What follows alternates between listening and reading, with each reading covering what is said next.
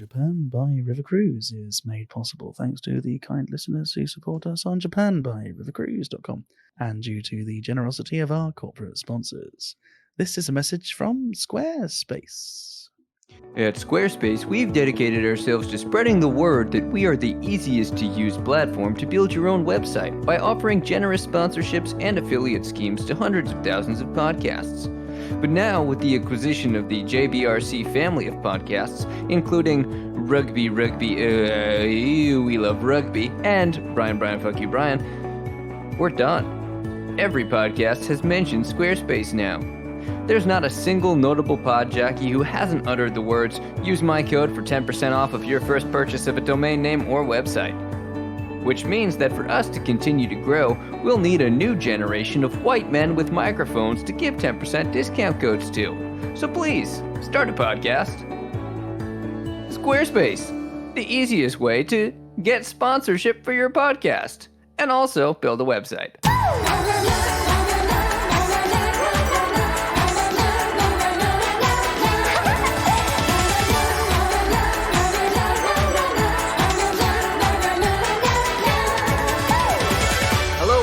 Welcome back to Japan by River Cruise. I'm Bobby Judo. And I'm Ollie Horn. And joining us this week is the author of Loco in Yokohama and Hi, my name is Loco and I'm a racist. He's also a columnist, a speaker, and an activist. It's Baye McNeil. He's also known for leading the successful charge to get blackface off of Japanese TV and being single-handedly responsible for the renaming of the unfortunately titled Take the Foreigners Down the River Japanese River Cruise Experience. Thanks for joining us, Baye. Thanks for having me, guys. On this week's show, in an attempt to explain the Black Lives Matter movement in America, NHK broadcasts an extremely racist and misleading depiction of black protesters. Spokespeople from NHK say that they've learned their lesson, and to make amends, they're writing individual apologies to everyone who was offended on the backs of 1,000-yen gift cards to Kentucky Fried Chicken. Plus, Ollie's got your weekly River Cruise recommendation. Ollie? Yes, this week's River Cruise recommendation is the Nakanoshima River Cruise in Osaka that is branching out by not only offering parties and events on their fleet of luxury boats, but also wedding receptions. The chairman of the company, Mr. Nakamura, has issued a statement saying they wish to enter the lucrative world of wedding venues and services with transparency and integrity, and therefore invites his customers to print off their events and parties price list and append the word wedding before each item and add a 0 to the end of their regular prices themselves. And we'll take a look at the last 3 months of activity in the actual River Cruise crew member Facebook group that Ollie and I thought it would be funny to join, only to discover that it's now entirely posts by out-of-work parents begging for a job to help feed their children. But first, Soap Talk.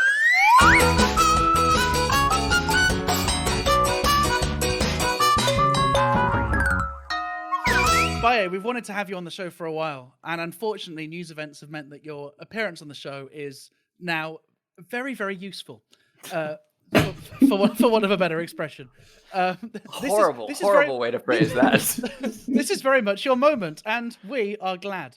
But you've appeared on BBC News, and you've done a TED Talk and stuff. So how does it feel to finally get on the Japan by River Cruise podcast?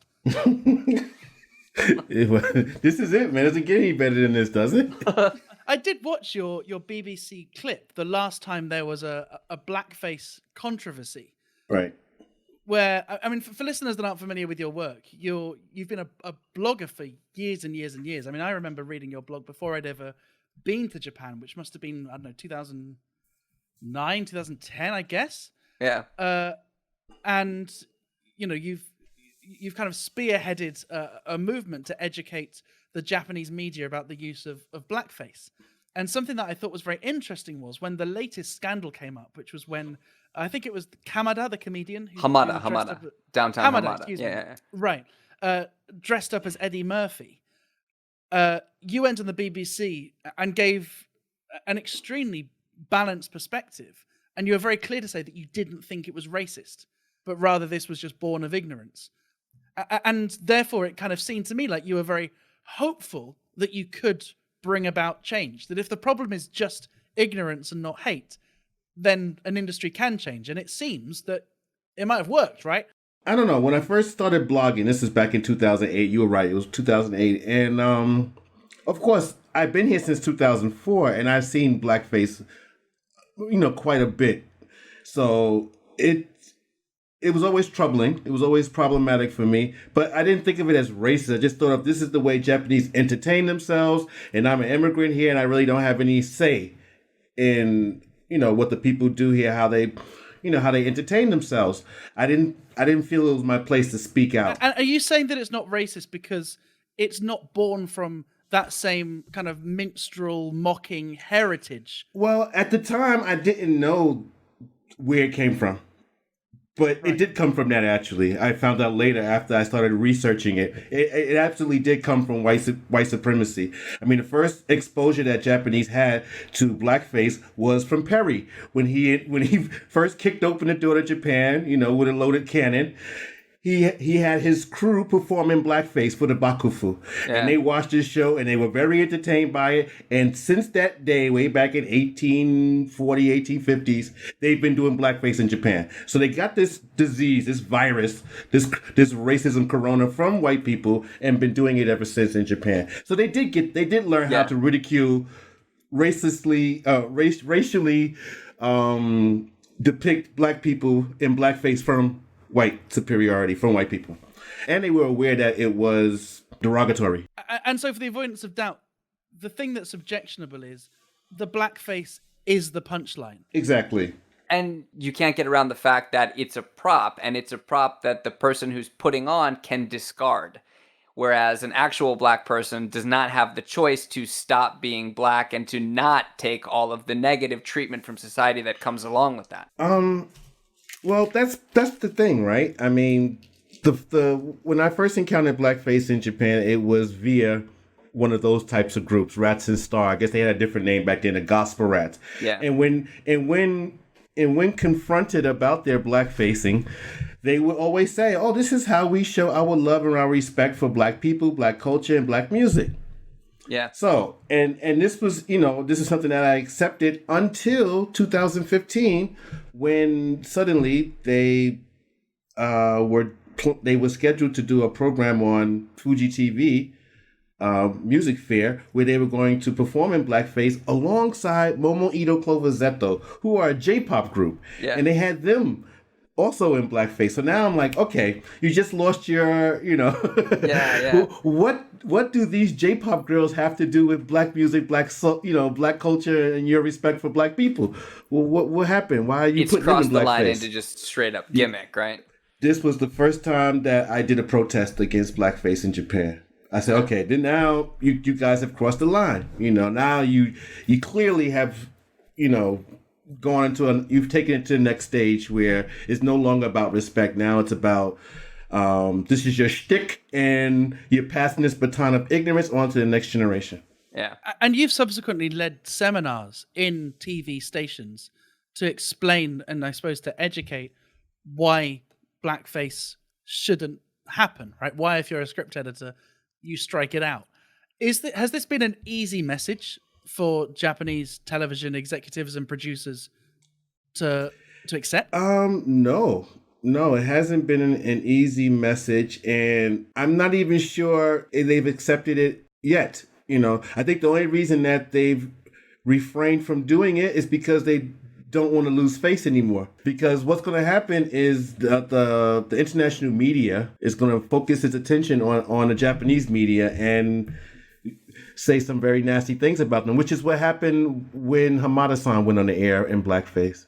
But this is all avoidable, because when the petition was done in 2015 against Ratsu Star and Momo Ito Clover Zeto, it was a successful petition. Music Fair canceled the segment. It never aired. It never aired. They pulled it. But there was no media coverage of it. There was no discussion of a major corporation altering its programming as a result of a petition, of a protest. Yeah. So the Japanese people never learned that blackface was problematic, or that this corporation found it so problematic that they pulled it. Yeah. So if they had, probably Hamada wouldn't have done it later on, 2 years later, 3 years later. Yeah, the information doesn't get spread around. Like the message Right. doesn't get passed along. And we've talked about this before on the show a little bit, but the idea that Japanese media itself, the entertainment industry, and the way that like the TV industry is structured, TV stations and TV shows have to do their best to appeal to the broadest possible audience and not offend anyone.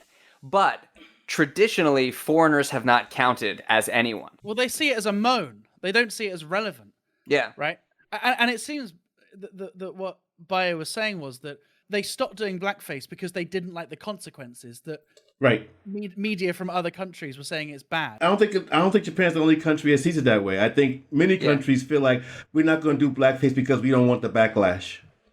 Not because they feel like it's problematic or it's something that's offensive. They don't care about offending whoever is offended by it, but they don't want the backlash.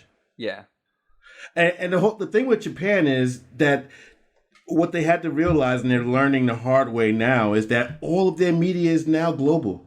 As soon as it's out there, it's out there. Yeah. You know, the whole world is consuming your media now, so you have to be careful. You can't just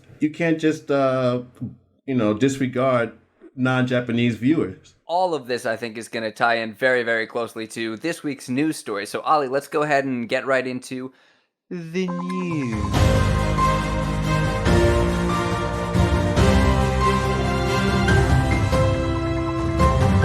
So the news story this week is something which I don't actually think has had worldwide penetration. I know a lot of people in Japan are very cross about this and the kind of Japan Twitter sphere is, but I haven't seen much pickup in foreign media outlets because I guess they've got a lot else to worry about too. Yeah. But Bobby, what's NHK in trouble for this week? NHK has a show called Kore de Wakatta Sekai no Ima, which means now I understand it. The world right now. Japanese TV show titles are terrible. Like this title is equivalent to like the US's Now That's What I Call Music, Volume 46. Which is actually quite funny because that's what you call music is a bit of an insult if said in the right way. Also, the title of this show, You've Understood the World Like That Now, is also an equally apt way of describing the absolute hellhole that they've unleashed by publishing this daft video. So they published a video that was ostensibly supposed to... He's British, I'm sorry. It was ostensibly supposed to explain... Sorry, does daft not have the right degree of gravitas? It just, I mean... Daft is a word that I would use if I was making a cartoon to represent the British. Right. It sounds like something a British cartoon character would say that to me. Daft. Okay. For those that don't know what this what this daft little racist ditty is, Bobby, what happened? It was a cartoon that was ostensibly supposed to explain Black Lives Matter, and it depicted stereotypical black characters who were apparently in the act of looting, not protesting peacefully, but looting, and explaining the reasons for why black people in America were so upset. The show itself, in a prior segment, had mentioned police brutality, had mentioned the death of George Floyd, but the segment itself does not say anything about police brutality or violence or racial injustice or inequality or anything like that. It says that white people have more money than black people, and black people lost their jobs at a disproportionate rate due to Corona, and that frustration boiled over, and that's why this is happening. But for a whole bunch of reasons, the way that they chose to portray this misinformation was incredibly racist. So, Baye, you did manage to successfully eradicate blackface from Japanese TV, but NHK did find a loophole by using a cartoon. This sucks. This is awful, isn't it? It is awful. It is awful. I'm considering a few months ago, I did some work with them on a program called Black in Blackumi, which was excellent. It showed the discrimination that takes place among Japanese people against other Japanese people. You know, so the NHK does make programming that's That's positive. Yeah, that's positive and that's, conscious and woke, and this was representative of quite the opposite. Unawake, very tone deaf, and, just, I hate to say it, but it was racist. It was a racist video. That's interesting that you claim this particular clip is racist? Because I know in the past you've been careful to not accuse Japanese television of being racist, but rather ignorant or maybe kind of xenophobic, right? Just doing otherness, not necessarily about blackness, but about non-Japanese. Well, in this case, I'm still being careful not to say Japanese television is racist. This particular clip, and not even this entire program was racist. This particular anime clip on that program was racist because I think it's reflective of a mindset. I mean, you said earlier that it was the stereotypes, but these weren't even stereotypes. These were caricatures of stereotypes. Yeah. So, and that's how embedded the stereotypes are in the mindset of the people who create this video. To them, the stereotypes are the real thing. You know, so they feel like they were making caricatures of black people as opposed to caricatures of stereotypes of black people. So it was just really awful, and they missed the whole point. Yeah. If they had spoken with anyone of African descent before this had come to, had been released on the public, I think it wouldn't have gone out as is. If they had come to me, and I am a source that's available for consultation at any time. If they had come to me, I would have told them, I mean, it's not awful. I would have been very nice about it, right? Yeah. It's not entirely useless, but I would change some aspects of it so as not to offend people, who are human. Like, for example, who are human. Well, this is what I would have said. I would say, you see that big muscular black guy in the forefront speaking like a Yakuza? Yeah. Let's change him to a white guy, right? And put him in a police uniform, right? And you see the white guy over there looking terrified?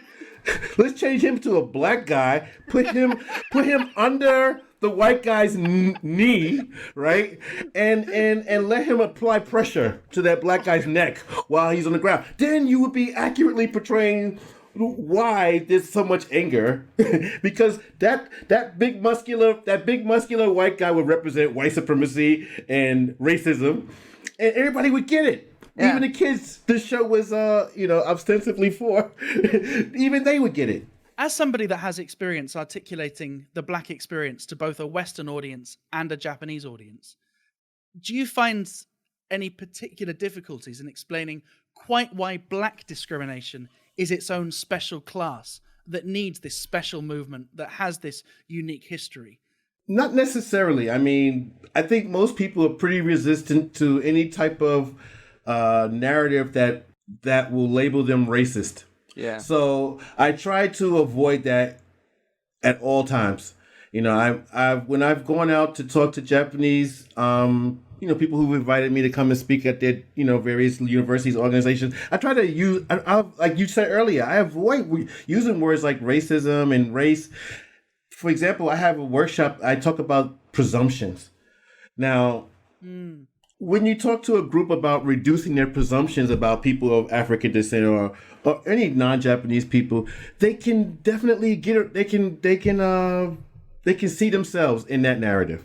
They can see that they do have presumptions about black people. Yes, I do presume black people are, enjoy hip hop and play basketball and love Kentucky Fried Chicken or whatever, right? I do have these presumptions. And then once you have them thinking along those lines, it's easier for them to come to the conclusion that it might be race related without me having to put it on them.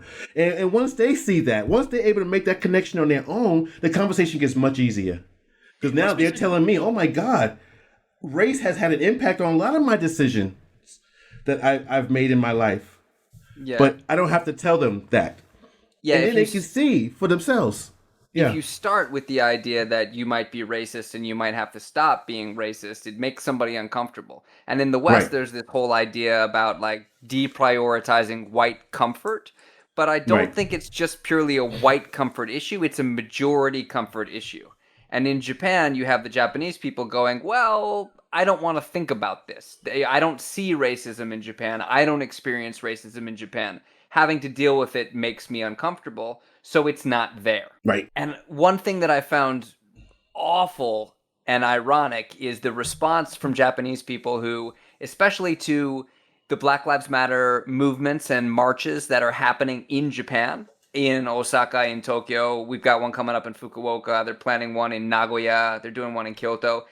There's this response from Japanese people that are like, this is not relevant here because there's no racism here. And right alongside those statements are the most racist statements. Like you Right. would, these Japanese alt-right guys would not lose to the Ku Klux Klan. Like the stuff that they say to demonstrate that there's no racism is so racist. Like it's like when I tell Ali that he goes for the cheapest, easiest jokes, and he goes, "Yeah, well, your mom's a slut." Like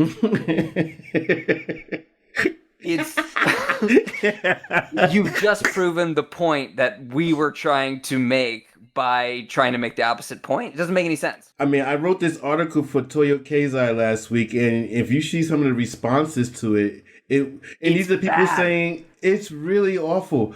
And, I'm not spooked by it because I know this kind of energies out there and these type of people out there, whether they be white or Japanese or whatever. I know they're out there. I'm just saying, it's out there, So I read that editorial, You Might Be Dead Already, as well. And even in the kinder responses to it, there is this sense from Japanese people that this movement is not necessarily relevant in Japan now. And one of the responses that I've seen to that has been about heiwa bokeh. This concept that heiwa, peace, and bokeh, like to be stupid. That right now Japan has experienced such a long period of extended peace that they've been lulled into this sense of political security where they don't have to engage with ideas about war or discrimination or social injustice. Do you think that this is coming from the West? The Heiwa Bokeh? Japanese people tend to say, more political Japanese people tend to say that the problem with Japan right now is heiwa bokeh. And I would say of the kind of more intelligent and politically active Japanese friends I have, their number one complaint about Japan is people's apathy, right? Apathy at the ballot box, just apathy towards political issues. That's what Japanese activists want to get sorted first. Just getting the population rallied behind a cause and kind of get them tuned into a political frequency to affect change. And I Right. guess what Bobby's saying is there's a number of people in Japan that just say, well, this is not our problem. This is an American problem. We don't need to be the agents of change. Stop bringing your daft protests to our streets. Right. Daft protest. Yeah, I've seen a lot of that, but I've also, like I said, I'm at the march and I'm surrounded by, I would say, more than 50% of the people that were out there were Japanese. So, there's a lot of support as well. So I guess that's going to be the case whatever you do. Yeah. There's going to be people who are going to be supportive of it and people who are going to be, against it. And I don't think I've done a single thing in Japan that hasn't been the case. Yeah. Even blackface. Yeah. I mean, I had a lot of people who were like, this is our culture. Monomane is our thing. We want to continue doing blackface. God. Yeah. Yeah. Pretending to be your culture is our culture. Yeah, exactly. I found it interesting that you said that at the protests you attended, that there were a lot of non-Japanese but non-black allies, right? Other foreigners in Japan. And one of the themes of the show, which I took to the Edinburgh Fringe last year, was how I went to a predominantly white university. Right. Like, I made a joke in the show that my university was so white, we had a black student. And what I spoke about in the show is how I moved to Japan after I went to this university. And I mentioned in the show that it's Oxford, but there's no point in mentioning it on the podcast, really. Yeah, although you do it every podcast.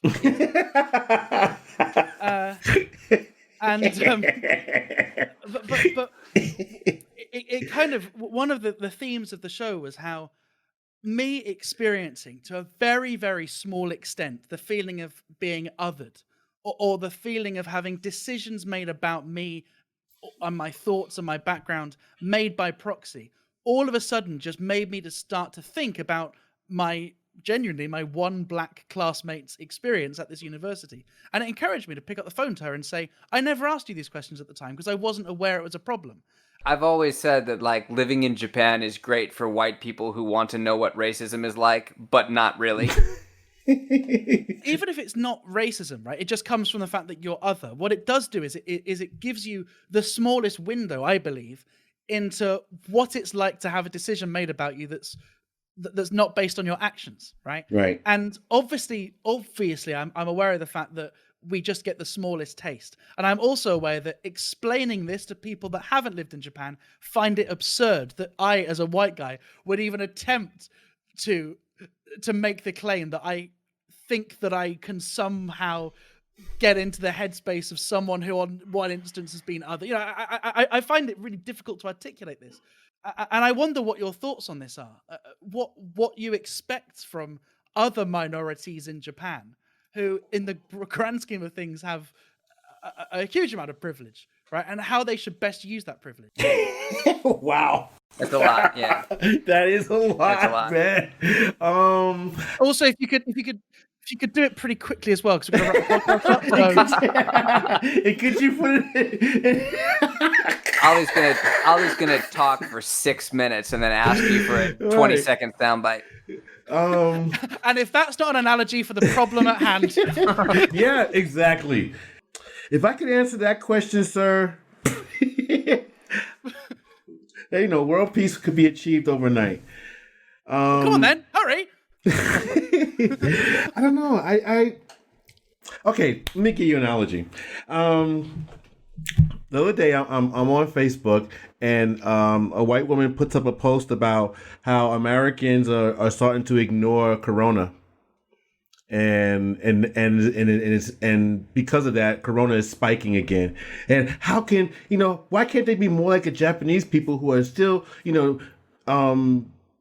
taking, being careful and making sure that, there's no spikes and whatnot.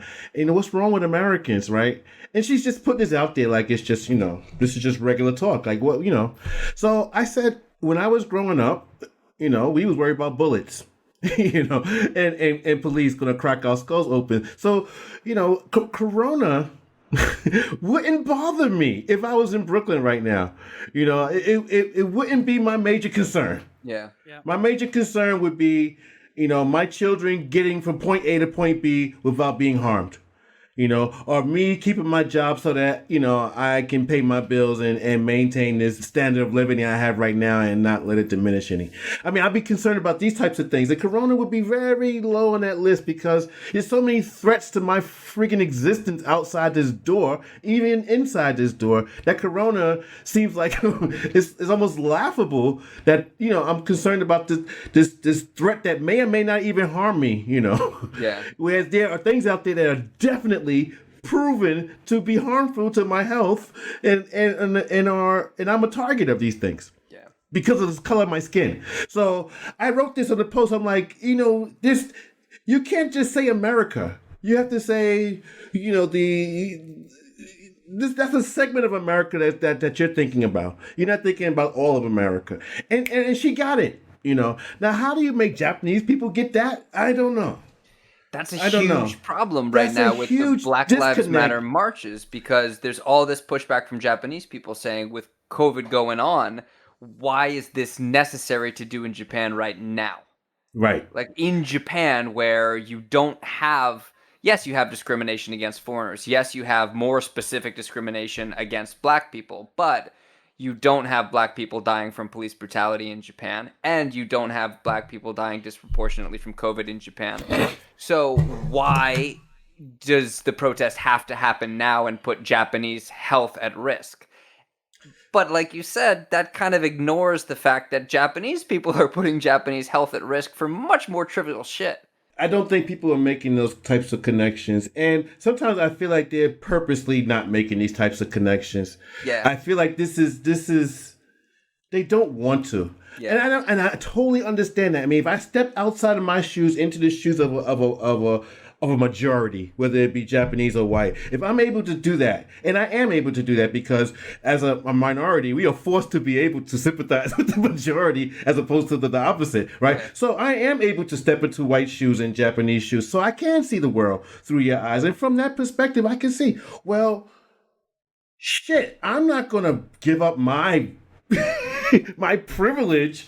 Why would I sacrifice my privilege for anyone?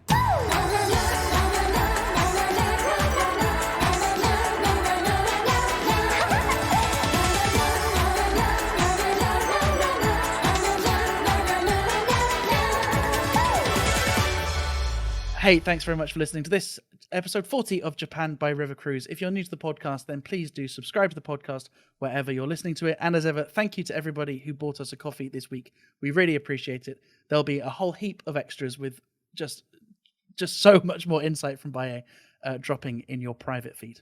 You can find Baye's Twitter at Baye McNeil. It's BayeMcneil. Definitely encourage you to follow. Baye, thank you so much for being here. Oh, my pleasure, man. Thanks you for having me. We'll see you guys next week.